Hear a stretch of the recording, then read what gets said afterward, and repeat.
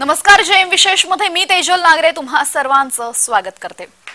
देशामध्ये 2014 मध्ये झालेल्या लोकसभा निवडणुकांच्या वेळी नरेंद्र मोदी यांची मोठी लाट होती आणि या लाटेत काँग्रेसने महाराष्ट्रातील अनेक बालेकिल्ले गमावले. 2019च्या लोकसभा निवडणुकीतही काँग्रेसने हे बालेकिल्ले गमावले. मात्र 2024च्या लोकसभा निवडणुकीमध्ये काँग्रेसला चांगले दिवस आल्याचं दिसतंय. 2024च्या लोकसभा निवडणुकीमध्ये जर महाराष्ट्राचा विचार केला तर यामध्ये काँग्रेसने त्यांचे अनेक गमावलेले गड पुन्हा मिळवलेत. राज्यामध्ये विदर्भात काँग्रेसला सर्वात मोठं यश मिळालेलं आहे. विदर्भाच्या 10 जागांपैकी 7 जागांवर मवियाचे उमेदवार आहेत आणि महाविकास आघाडीमध्ये काँग्रेस हा सर्वात मोठा पक्ष लोकसभेसाठी ठरलेला आहे.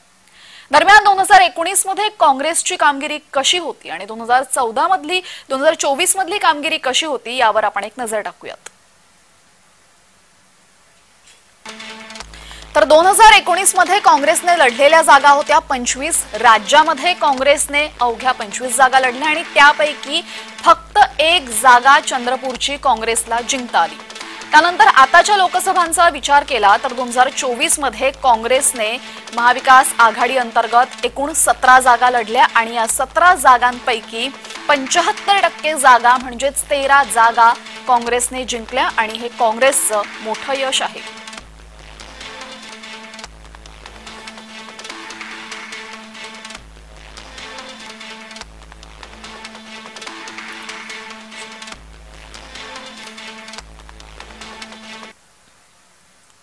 तर 2019 मध्ये झालेल्या महाविकास आघाडीचा सर्वाधिक फायदा हा काँग्रेसलाच झाल्याचं दिसतंय. तर कशा पद्धतीने हा फायदा झालेला आहे या संदर्भात राजकीय विश्लेषकांचं काय मत आहे जाणून घेऊयात. महाविकास आघाडीच्या सर्व घटक पक्षांची एक मूठ बांधून त्यांनी कोणताही विना तक्रार प्रचाराची त्यांना सर्वांना सोबत घेऊन प्रचार केला आणि या प्रचाराचा फायदा महाविकास आघाडीला झालेलं राज्यात दिसून येते. सांगलीत पाहायचं झालं तर जरी ते अपक्ष असले विशाल पाटील तरी ते काँग्रेसचे उमेदवार म्हणूनच त्यांच्यावर एक जनमताचा कौल झाला आणि ते देखील निवडून आले.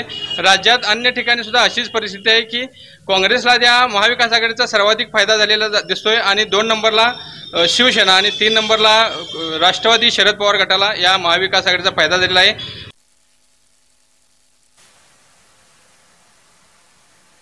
तर अशा पद्धतीने महाविकास आघाडीचा सर्वाधिक फायदा हा काँग्रेसला झाल्याचे दिसले. दरम्यान 2019 मध्ये लोकसभेचे निकाल नक्की काय लागले होते, प्रत्येक पक्षाला किती जागा मिळाल्या होत्या यावर आपण एक नजर टाकूयात. तर 2019चे आपण निकाल बघतोय त्यामध्ये भाजपाला सर्वाधिक 23 जागा मिळाल्या. त्यानंतर शिवसेनेला 18 जागा मिळाल्या, राष्ट्रवादीला 4 जागा, काँग्रेसला अवघी 1 चंद्रपूरची जागा, एमआयएम कडे औरंगाबादची जागा होती आणि अपक्ष उमेदवार नवनीत राणा या अमरावतीमध्ये विजयी ठरल्या होत्या. हे झालंय 2019च्या लोकसभेचं गणित.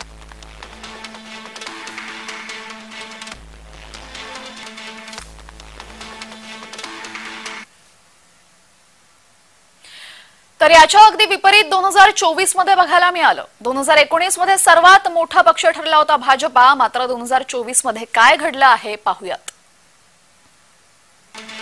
तर 2024 मध्ये भाजपाने लढलेल्या जागा होत्या जवळपास 28 आणि त्यापैकी अवघ्या 9 जागांवर भाजपाचा विजय झाला. शिवसेनेला अवघ्या 7 जागा मिळाल्या, राष्ट्रवादीकडे 1च जागा आली रायगडची आणि काँग्रेस सर्वात मोठा पक्ष ठरला. 13 जागा काँग्रेसने जिंकल्या, राष्ट्रपाला 8, शिवबाठाला 9 आणि अपक्ष उमेदवाराला 1. तर हे झालं 2019 मध्ये सर्वात मोठा पक्ष ठरलेला आहे काँग्रेस.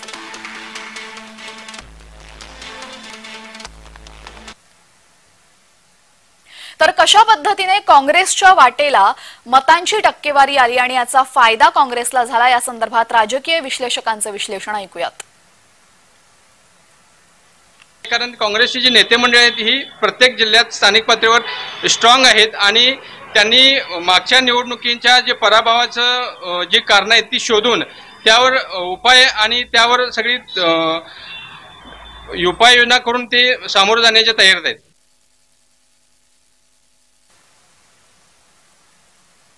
तर 2014 मध्ये 19 मध्ये आणि 24 मध्ये कशा पद्धतीने परिस्थिती बदलत गेली आणि त्या संदर्भातले विश्लेषण आपण आतापर्यंत ऐकलं. दरम्यान ज्या 13 जागा काँग्रेसने महाराष्ट्रामध्ये लोकसभा 2024 मध्ये जिंकलेल्या आहेत त्या कुणा विरुद्ध जिंकलेल्या आहेत आणि किती मतांनी जिंकलेल्या आहेत यावरही आपण एक नजर टाकूयात। तर अमरावतीमध्ये बळवंत वानखेडे विरोधात नवनीत राणा अशी लढत बघायला मिळाली आणि 19,000 मतांच्या फरकाने बळवंत वानखेडे विजयी झाले। रामटेकमध्ये श्यामकुमार बर्वे यांना मिळालेली मतं 6,13,025 तर राजू पारवे हे पराभूत झाले। शिवसेनेचे उमेदवार त्यांना मिळालेली मतं 5,36,257 आणि जवळपास 76,000 फरकाने श्यामकुमार बर्वे ज्यांना कोणतीही राजकीय पार्श्वभूमी नव्हती उपसरपंच पदावर होते ते थेट खासदार झाले।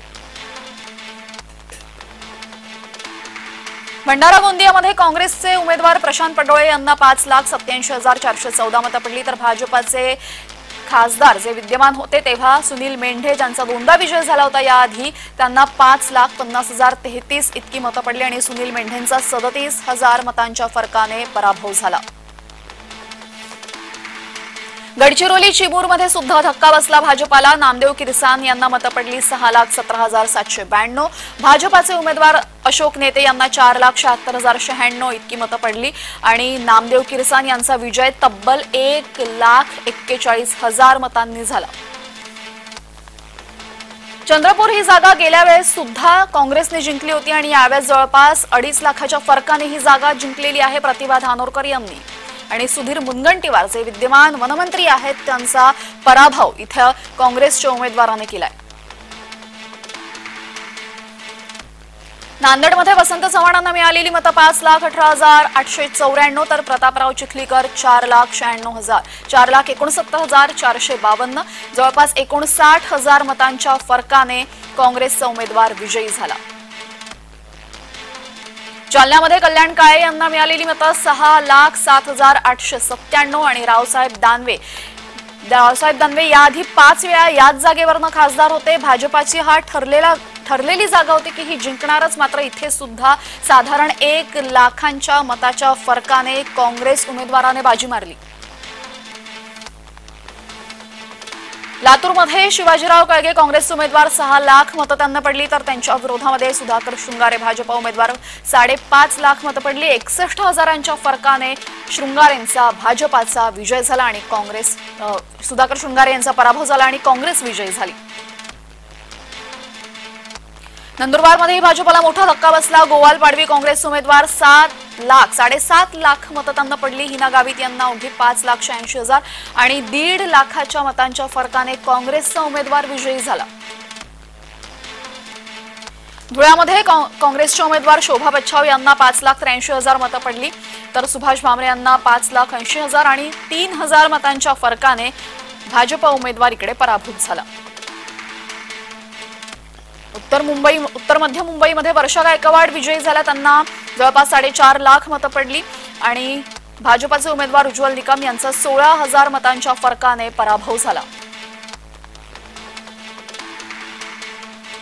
या निवडणुकीमध्ये सोलापूरचा गड काँग्रेसने परत खेचून आणला। प्रणिती शिंदे या विजयी झाल्या। प्रणिती शिंदेंना 6,20,000 इतकी मतं पडली तर त्यांच्या विरोधामध्ये भाजपाचे उमेदवार राज सातपुते यांना जवळपास 5.5 लाख मतं पडली। 74,000 मतांच्या फरकाने सोलापूर काँग्रेसने जिंकलं। कोल्हापूरवरही काँग्रेसने आपली सत्ता राखलेली आहे। काँग्रेसचे उमेदवार छत्रपती शाहू महाराज यांना 7,54,000 इतकी मतं पडली तर शिवसेनेचे उमेदवार संजय मंडलिक यांना 5 लाख म्हणजे 6 लाखांच्या आसपास जवळपास मतं पडली मात्र इथे भाजपाचा पराभव जवळपास 1.5 लाखांच्या मताच्या फरकाने झालेला आहे।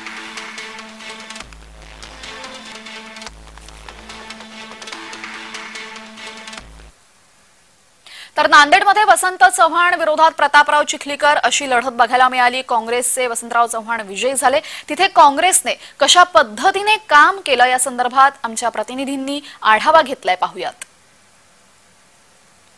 नांदेड लोकसभा मतदारसंघामध्ये काँग्रेसचे उमेदवार वसंतराव चव्हाण यांचा विजय झालेला आहे। एकूणच नांदेडमध्ये काँग्रेसचा विजयाची कारणं जी आहेत ती मुस्लिम समाज पूर्ण एक कट्टा जो मतदान आहे ते मुस्लिम समाजानं काँग्रेसला टाकलेलं आहे। त्याच पद्धतीनं दलित समाज जो आहे यांनी सुद्धा मतदान केल्यामुळे काँग्रेसचा हा विजय झालेला आहे। एकूणच पाहता त्याच पद्धतीनं निवडणुकीच्या तोंडावरच अशोक चव्हाण, माजी मुख्यमंत्री अशोक चव्हाण यांनी भाजपामध्ये प्रवेश केला आणि ही गोष्ट नागरिकांना मात्र ती आवडली नसल्याचंही दिसून आलं। त्यामुळे जो काँग्रेसचा जो आहे नांदेडमधून विजय झालेला आहे। एकूणच पाहता येत्या काळामध्ये अनेक विधानसभा मतदारसंघामध्ये सुद्धा काँग्रेसचे उमेदवार वसंतराव चव्हाण यांना भरघोस मतदान मिळालेलं आहे। त्यामुळे येत्या काळामध्ये होणाऱ्या ज्या विधानसभेच्या निवडणुका आहेत याच्यामध्ये काँग्रेसला जास्त प्रमाणामध्ये यश मिळेल याच्यात शंका नाही। कॅमेरामन गिरीशसह प्रवीण खंदारे, जय महाराष्ट्र, नांदेड। तर रामटेकमध्ये महायुतीला मोठा धक्का बसला, कारण की कोणतीही राजकीय पार्श्वभूमी नसलेले आणि उपसरपंच पदावर असलेले श्यामकुमार बर्वे हे थेट खासदार पदावर पोहोचले आणि फरक सुद्धा बराच मोठा राहिला, 76,000 मतांचा। नक्की काय घडलं रामटेकमध्ये जाणून घेऊयात आमच्या प्रतिनिधींकडून। महाराष्ट्रात काँग्रेसला चांगले दिवस येताना पाहायला मिळत आहे। त्याचं कारण असं आहे की जर बघितलं गेलं रामटेक मतदारसंघातून आपण बघितलं गेलं तर 6 विधानसभा क्षेत्र आहेत आणि त्यामध्ये फक्त एक जे आहे कामठी जर आणि हिंगणा हे 2 विधानसभा मतदारसंघ सोडले तर बाकी 4ही जे विधानसभा क्षेत्र आहेत जसं की उमरेड, त्यानंतर कामठी झालं, त्यानंतर सावनेर झालं आणि त्यानंतर जे आहे आपल्याकडे जी माहिती येत आहे ती एकूणच काटोल झालं। ह्या पद्धतीने हे जे 4 जे विधानसभा क्षेत्र आहेत हे जे आहेत हे यामध्ये काँग्रेसचं गड आपल्याला पाहायला दिसते आहे, कारण की काटोल मधनं जे आहेत अनिल देशमुख जे आहे ते राष्ट्रवादी कडून आहेत आणि ते महाविकास आघाडीचा मध्ये ते आहेत। येणाऱ्या विधानसभेत सुद्धा कदाचित काँग्रेसला भरभरून यश येईल का हेही बघणं तितकंच महत्वाचं आहे आणि काँग्रेसचे जे आहे चांगले दिवस येतील का हे महाराष्ट्राकरता बघणं नक्कीच गरजेचं आहे। मी हितेश मेश्राम, जय महाराष्ट्र न्यूज, नागपूर। तर राज्यात काँग्रेसला मिळालेल्या या मोठ्या यशाची कारणं काय आहेत तेही आपण पाहूयात। काँग्रेसच्या यशाची कारणं आपण पाहतोय। नियोजनबद्ध प्रचार, आघाडीचा यशस्वी समन्वय, प्रचाराचे मुद्दे बिनतोड ठरले, दलितांना स्वतःकडे वळवण्यात काँग्रेसला यश आलं आणि मुसलमानांची एकजूट फायद्यात ठरली।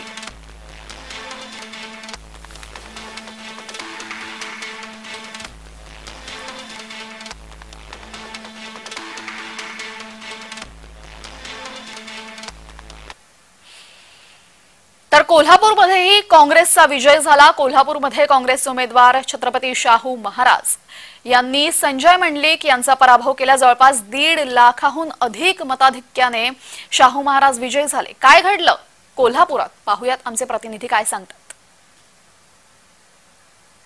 पश्चिम महाराष्ट्राचा विचार केला तर काँग्रेसला आता ऊर्जा अवस्था आलेली आहे, चांगले दिवस आलेले आहेत। कोल्हापुराचा विचार केला तर कोल्हापुरातील विधान परिषदेचे आमदार सतेज पाटील यांनी पदवीधर मतदारसंघामध्ये असेल किंवा शिक्षक मतदारसंघामध्ये असेल यांनी काँग्रेसचे उमेदवार निवडून आणले। शिक्षक मतदारसंघातले उमेदवार तर नौखे होते, त्यांना कुठल्याही निवडणुकीचा अंदाजही नव्हता, कसलाही प्रकारची काही नव्हतं। ते स्थानिक स्तराची संस्थेची निवडणुकी लढवले होते, तरीही काँग्रेसच्या तिकिटावर सतेज पाटील यांनी त्यांना निवडून आणलं। त्याचबरोबर कोल्हापुरातील कोणतीही निवडणूक असू दे, सतेज पाटील यांचं मायक्रो प्लॅनिंग हे अतिशय उत्कृष्ट असतं। त्यामुळे कोल्हापूर जिल्ह्यात आता सध्या असलेल्या काँग्रेसच्या संख्याबळावरच त्यांनी लोकसभेची निवडणूक काँग्रेसच्या मतावर निवडून आणली आणि काँग्रेसचा उमेदवार विजयी केला। याचबरोबर पश्चिम महाराष्ट्रामध्ये सगळ्यात जास्त मायक्रो लेवलचं प्लॅनिंग असणारे हे आमदार सतेज पाटील आहेत। पश्चिम महाराष्ट्राचा विचार केला तर मायक्रो लेवलचं प्लॅनिंग त्यांच्याकडून आता बरेच जण शिकत आहेत। कोल्हापुरामध्ये ज्या प्रकारे मायक्रो लेवलचं प्लॅनिंग काँग्रेस करत आहे त्याचप्रमाणे त्यांच्याकडून सर्व मतदारसंघामध्ये आता बांधणी केली जात आहे। कोल्हापूर जिल्ह्यात बरोबरच पश्चिम महाराष्ट्रात काँग्रेसने आता चांगली बांधणी केलेली आहे। ज्या चुका मागच्या निवडणुकीत झाल्या त्या आता निवडणुकीच्या चुका सुधारून त्यांनी नवीन ऊर्जा अवस्था प्राप्त केली आहे। कोल्हापुराच्या बरोबरच पश्चिम महाराष्ट्र आणि देश पातळीवरही आता सतेज पाटील यांचं मायक्रो लेवल प्लॅनिंग घेतलं जात आहे। अमरसिंह पाटील, जय महाराष्ट्र, कोल्हापूर। तर भंडारा गोंदियात सुद्धा काँग्रेसने विजय मिळवला। प्रशांत पडोळे यांच्या विरोधात होते सुनील मेंढेंनी याआधी 2014 आणि 2019 साली तिथे विजय प्राप्त केला होता। मात्र यावेळेस सुनील मेंढे यांचा 37,000 मतांनी पराभव झाला। काय घडलं तिकडे पाहूयात, आमचे प्रतिनिधी काय सांगतायत। भंडारा गोंदिया लोकसभेची निवडणूक नुकतीच पार पडली आणि यामध्ये काँग्रेसचे उमेदवार प्रशांत पडोळे हे मताधिक्याने निवडून आले। आणि जर गोंदिया आणि भंडारा जिल्ह्यातील 6 मतदारसंघाचा आपण विचार केला तर या 6 मतदारसंघामध्ये काँग्रेसचे प्राबल्य वाढले असल्याचे दिसून येत आहे। आणि या 6 मतदारसंघामध्ये गोंदिया आणि भंडारा जिल्ह्यामध्ये एकमेव आमदार नाना पटोले हे साकोलीच्या विधानसभेवरून निवडून आले होते, परंतु बाकीच्या ठिकाणी राष्ट्रवादी, 2 अपक्ष आणि 1 भाजपाचा खासदार निवडून आला होता। परंतु आता हे चित्र लोकसभेनंतर बदलले असल्याचे पाहून येत आहे। आणि या 6 लोकसभेचा जर आपण विचार केला तर 6 पैकी 4 विधानसभेवर काँग्रेसने मुसंडी मारली असून त्या ठिकाणी काँग्रेसच्या उमेदवाराला चांगली मतं प्राप्त झाली आहेत। आणि 2 मतदारसंघ असे आहेत की ज्यामध्ये भाजपाने वर्चस्व गाठलेलं आहे। एकंदरीत जर आपण या गोष्टींचा विचार केला तर गोंदिया आणि भंडारा जिल्ह्यामध्ये काँग्रेसची ताकद वाढली असल्यामुळे येणाऱ्या दिवसात विधानसभेमध्ये काँग्रेसचे प्राबल्य या जिल्ह्यामध्ये दिसून येईल हे मात्र नक्की। राकेश रामटेके, जय महाराष्ट्र न्यूज, गोंदिया भंडारा।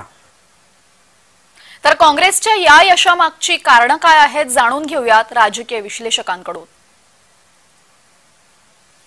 काँग्रेसची पकड आता मजबूत झालेली आहे आणि या लोकसभेच्या निवडणुकीच्या निकालानं आत्मविश्वासही दुणावलेला आहे कार्यकर्त्यांचा आणि नेत्यांचाही। त्यामुळे ही लोकसभा निवडणुकीनंतर आता सप्टेंबर अखेरला विधानसभेची आचारसंहिता लागण्याची शक्यता आहे। या 3 महिन्यात पुन्हा विधानसभेला ताकदीनं उतरण्यासाठी लोकसभेच्या निकालाचा फायदा या काँग्रेसला झालेला आहे आणि आत्मविश्वास दुणावल्यामुळे अधिक ताकदीनं ते आगामी विधानसभा निवडणुकीला सुद्धा सामोरे जाण्याच्या तयारीत आहेत। उत्तर मध्य मुंबईमध्ये सुद्धा काँग्रेसने भाजपाचे उमेदवार उज्ज्वल निकम यांचा पराभव केला। वर्षा गायकवाड यांना ऐनवेळी उमेदवारी जाहीर झाली, मात्र जवळपास 4.5 लाख मतं मिळवत आणि 16,000 मतांच्या फरकाने वर्षा गायकवाड विजयी झाल्या। ऐकूयात काय घडलं नक्की उत्तर मध्य मुंबईमध्ये।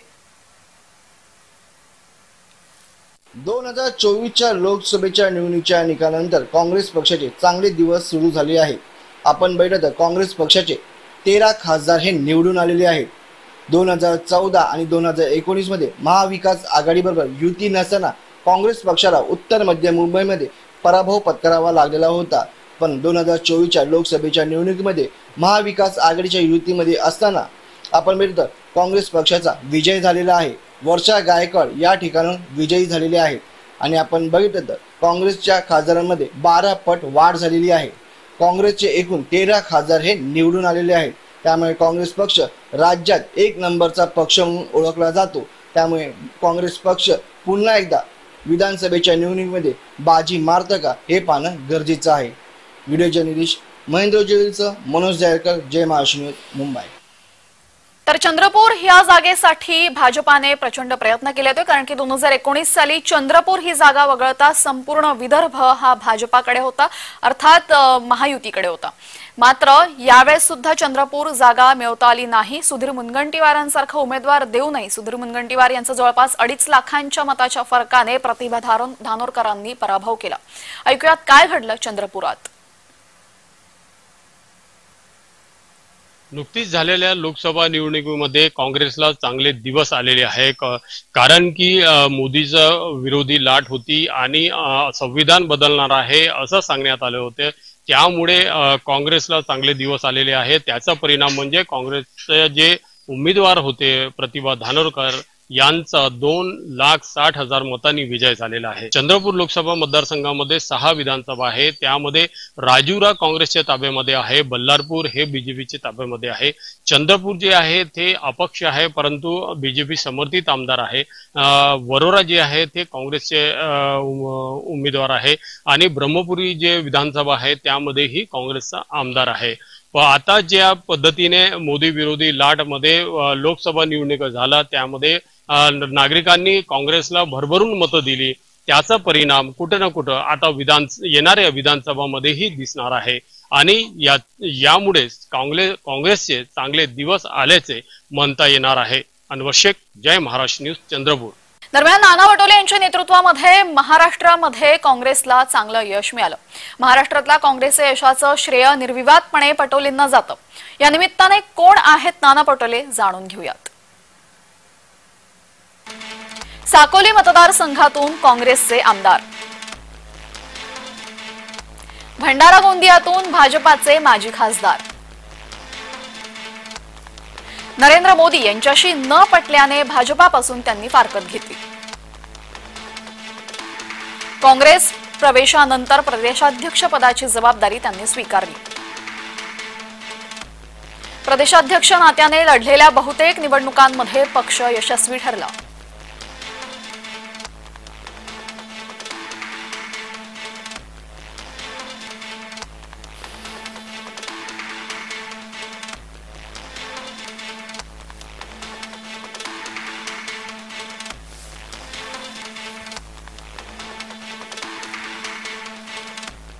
तर कशा पद्धतीने काँग्रेसने मिळवलेल्या यशाचं मोठं श्रेय हे नाना पटोले यांच्याकडे जातं, या संदर्भात राजकीय विश्लेषक काय म्हणतायत जाणून घेऊयात। या लोकसभा निवडणुकीत नाना पटोलेंना नक्कीच क्रेडिट द्यायला लागेल। ज्या पद्धतीने त्यांनी नियोजन केलं किंवा काँग्रेसमधला सगळ्यात मोठा एक महत्त्वाचा बिंदू जो होता तो गटबाजीचा फटका काँग्रेसला अनेक जागांवर बसत होता। मात्र वरिष्ठ नेतृत्वाशी चर्चा करत ही गटबाजी जी आहे ती दूर करण्यात कुठेतरी नाना पटोले यांना यश आलं। त्यांना अंतर्गत विरोध होता, मात्र तो विरोध निवडणुकीत दिसू नये याची दक्षता त्यांनी घेतली होती आणि मतदारांवर त्याचा कुठलाही प्रभाव पडू नये या पद्धतीने नियोजन केलं होतं। दरम्यान नाना पटोले यांच्या नेतृत्वामध्ये महाराष्ट्रात लोकसभा निवडणुकीत काँग्रेसला चांगलं यश मिळालं। मात्र पटोलेंसमोर आता काँग्रेसमधूनच अनेक आव्हाने आहेत। पक्षातच कोण आहेत नाना पटोले यांच्या विरोधात पाहूयात। विजय वडेट्टीवार विरोधी पक्षनेते, बाळासाहेब थोरात नेता काँग्रेस आणि सुशील कुमार शिंदे काँग्रेस नेता, या तिघांचंही मोठं आव्हान पक्षांतर्गतच नाना पटोले यांच्या समोर आहे। तर याच संदर्भात अधिकची माहिती जाणून घेऊयात राजकीय विश्लेषकांकडून। नाना पटोले जेव्हापासून काँग्रेसचे प्रदेशाध्यक्ष झाले तेव्हापासून पश्चिम महाराष्ट्राची एक लॉबी जी आहे ती एक सुप्तपणे त्यांच्या विरोधात काम करत होती असं दिसतंय। पश्चिम महाराष्ट्र नेत्यामध्ये आपण जे ग्रॅज्युएट कॉन्स्टिट्युएन्सी इलेक्शनच्या वेळेला आपण पाहिलं, ज्यावेळेला बाळासाहेब थोरातांनी ज्याप्रमाणे जे काम केलं ते सर्वत्र उघड होतं। तर हा एक मला असं वाटतं की पश्चिम महाराष्ट्राची लॉबी ही काँग्रेस अंतर्गत लॉबी ही नाना पटोलेंच्या विरोधकांमध्ये मोडते।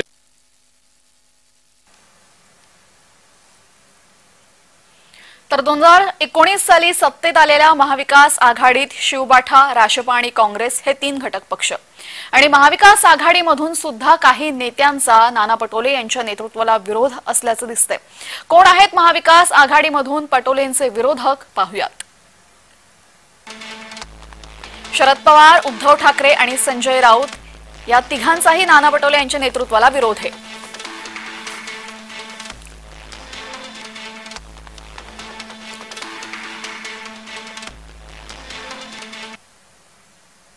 तर या संदर्भात अधिकची माहिती जाणून घेऊयात आणि विश्लेषण जाणून घेऊयात राजकीय विश्लेषक विकास वैद्य यांच्याकडून। शरद पवार गट असेल किंवा शिवसेनेचा उद्धव ठाकरे गट असेल, या दोन्ही गटाचं साधारणपणे पश्चिम महाराष्ट्रात प्राबल्य दिसतं। नाना पटोलेंनी ज्या पद्धतीने विदर्भामध्ये असो किंवा संबंध महाराष्ट्रामध्ये म्हणजे आज लोकसभा निवडणुकीत सर्वात जास्त सीट्स या काँग्रेसने जिंकल्या आहेत। 2019चं चित्र जे होतं की त्यावेळी फक्त 1 सीट आली होती बाळू धानोरकरांची चंद्रपुरातून, त्याच्या उलट हा त्यांनी एक करिश्मा करून दाखवला आणि त्यातल्या 5 सीट्स या जवळजवळ या विदर्भातल्या आहेत। तर राज्यात गेल्या काही दिवसांमध्ये झालेल्या निवडणुकांमध्ये नाना पटोले यांच्या नेतृत्वामध्ये काँग्रेसला चांगलं यश मिळतंय। महाराष्ट्र काँग्रेसला अचानक पुनरुज्जीवित करण्यामागे नाना पटोले यांचा सिंहाचा वाटा आहे। मात्र हे यश असंच टिकवणं हे सुद्धा मोठं आव्हान आहे. पाहुयात नाना पटोले यांच्या समोर काय आव्हानं आहेत ती. सगळ्यात पहिलं आव्हान म्हणजे राहुल गांधींसोबत जुळवून घेणं. काँग्रेसच्या बुजुर्ग नेत्यांना विश्वासात घेणं. निर्णय प्रक्रियेमध्ये समन्वय राखणे. ठाकरे आणि पवारांच्या दादागिरीला न जुमानणे आणि काँग्रेसच्या हिताला सर्वोच्च प्राधान्य देणे. उमेदवार निवडताना चुका टाळणे.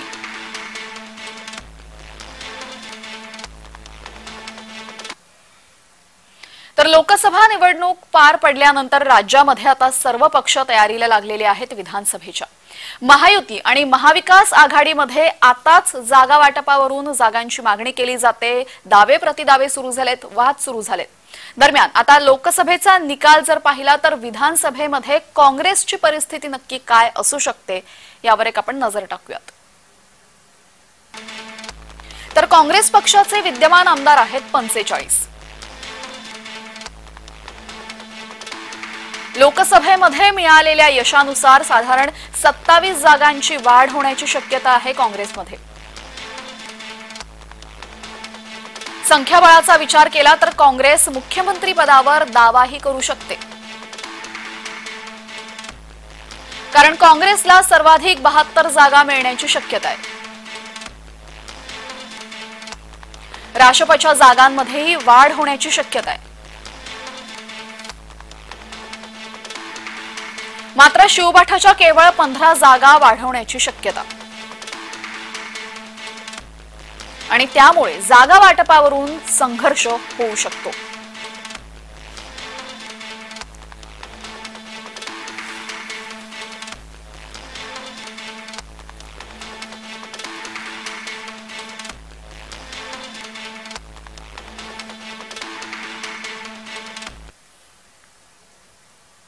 दरम्यान याच संदर्भात राजकीय विश्लेषकांचं विश्लेषणही आपण ऐकूयात. लोकसभेच्या निवडणुकीत महाराष्ट्रात काँग्रेसला अतिशय चांगलं यश मिळालं असलं तरी सध्याची जी एकूण राजकीय स्थिती आहे ते पाहता काँग्रेस स्वबळावर जाण्याचा निर्णय घेईल अशी तरी शक्यता सध्या दिसून येत नाहीये. या विजयामुळे काँग्रेसच्या नक्कीच आत्मविश्वासात वाढ झालेली आहे. कार्यकर्ते जे आहेत ते घराघरापर्यंत पोहोचले होते हे चित्र दिसून आलं आहे आणि त्यामुळे विधानसभेसाठी काँग्रेसकडनं या दृष्टीने नियोजन करण्यात येईल. मात्र महाविकास आघाडीतील तीनही पक्ष जे आहेत ते सोबत लढतील अशी सध्याची तरी स्थिती दिसून येते आहे. त्यांच्यात थोड्याफार प्रमाणात मतभेद असले तरी निश्चितपणे विधानसभेच्या निवडणुकी अगोदर हे मतभेद दूर होऊन जागा वाटपाचा फॉर्म्युला जो आहे तो निश्चितपणे ठरवण्यात येईल. हे सगळं जरी असलं तरीही आता शिवबाठा संदर्भात संभ्रम निर्माण झालेला आहे, कारण की उद्धव ठाकरे हे स्वबळाच्या तयारीत असल्याची माहिती समजते. विधानसभा निवडणुकांसाठी सुद्धा उद्धव ठाकरे हे स्वबळाच्या तयारीत असल्याचं दिसते आणि त्यांनी कार्यकर्त्यांना चाचपणी करण्याचे आदेश दिलेत. दरम्यान शिवबाठाच्या बैठकीत नक्की काय आदेश देण्यात आलेले आहेत यावर एक नजर टाकूयात. विधानसभेची तयारी करा असे आदेश उद्धव यांनी कार्यकर्त्यांना दिलेत. असं करत असताना सर्व मतदारसंघांचा अभ्यास करा, अहवाल सादर करा असंही त्यांनी सांगितलं. आपली ताकद कुठे कमी पडतेय ते सांगा अशा सूचना त्यांनी केलेल्या. स्वबळावर विधानसभा लढवण्याची चाचपणी करा असं उद्धव ठाकरे यांनी म्हटलेलं आहे.